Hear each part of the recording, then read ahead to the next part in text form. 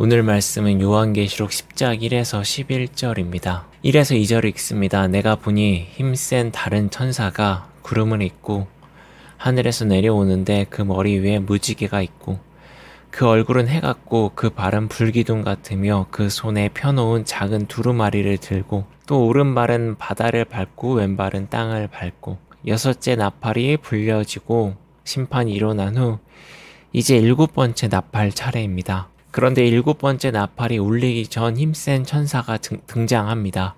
그는 구름을 입고 하늘에서 내려오며 머리에는 무지개가 있고 얼굴은 해같이 밝으며 발은 불기둥과 같다고 성경은 묘사합니다.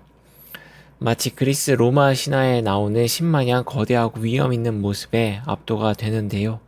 하나님이 이러한 환상을 계속 보여주므로 로마 제국이 믿는 신적 존재가 하늘의 존재에 비할 바가 아님을 알려주는 것은 아닐까 싶습니다. 또한 구름과 불을 통해 출애굽 시대가 연상되기도 합니다. 광야에서 불기둥과 구름 기둥으로 하나님은 자신의 백성을 줄곧 보호하셨습니다. 하나님은 이스라엘의 길고 긴 유목의 나날에 불과 구름으로 자신을 생생히 보이시며 두려움을 견뎌내도록 하셨습니다. 이스라엘과 함께하고 이스라엘 인도하고 계심을 알려주셨습니다.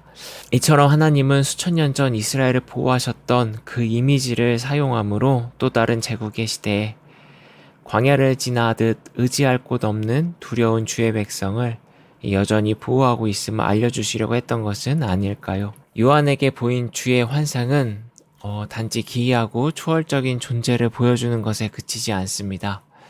주님을 알고 그가 보인 역사를 기억하는 백성의 상상력을 자극합니다.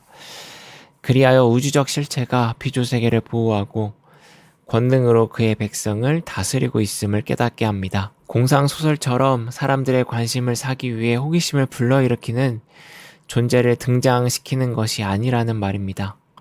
힘겨운 삶을 살아가는 사람들, 특별히 주님을 믿고 그 뜻을 따르다 세상에 눈밖에 나고 세간에 관심이 멀어진 이들, 그들에게 관심을 갖는 우주적인 존재가 있음을 알려주기 위해 기이한 존재들이 환상으로 나타납니다. 다시 본문을 보면 하나님의 보호를 떠올리게 하는 이 힘센 천사는 작은 두루마리를 들고 있습니다. 그리고 그 천사는 큰 소리로 외칩니다. 그러자 일곱 무리가 소리를 냅니다.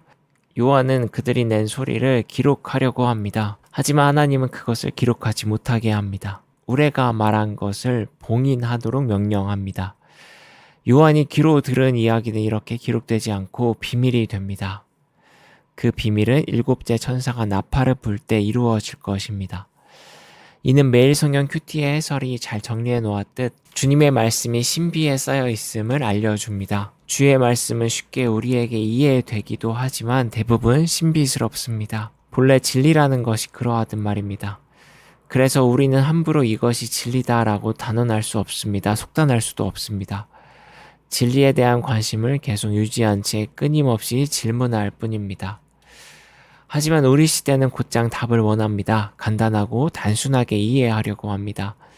마치 상대를 자신의 경험에 빗대어 쉽게 판단해 버리는 것 마냥 입으로는 높으신 하나님이라고 말하지만 높으신 하나님조차 쉽게 판단하려고 합니다. 높으신 분은 간단하게 이해되지 않습니다.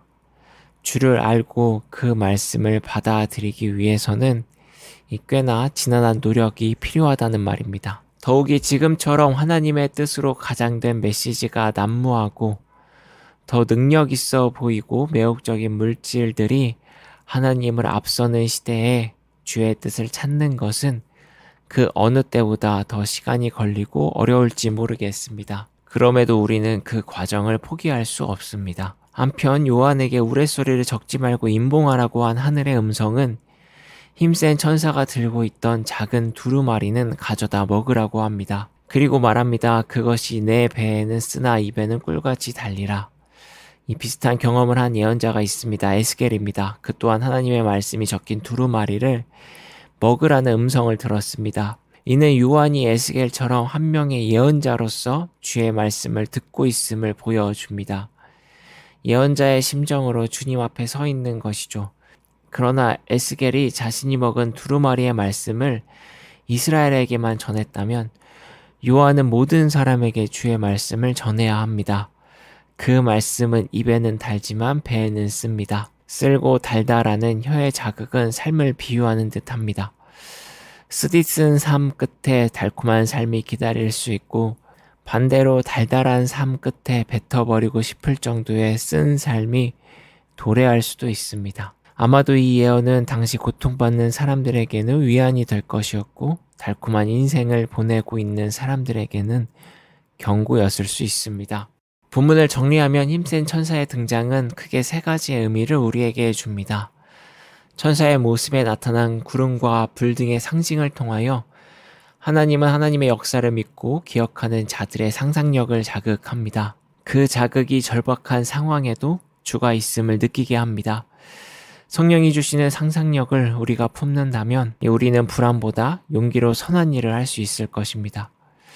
나의 삶을 채우는데 급급하기보다는 하나님 나라를 위한 삶을 생각할 것입니다. 또한 주의 비밀은 신비에 쌓여 있습니다. 그러기에 주의 뜻을 쉽게 단정할 수 없고 그저 우리는 주어진 시간 속에서 그를 알기 위한 관심과 열심을 다할 뿐입니다.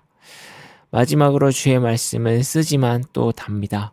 그래서 그 쓰고 단 주의 말씀이 마치 우리에게 쓴맛 속에서도 단맛의 기쁨과 영광을 기대하고 누리는 사람이 될지 아니면 달콤한 삶에 중독되어 결국 쓴 결말을 맞이하는 인생이 될지 묻는 듯합니다.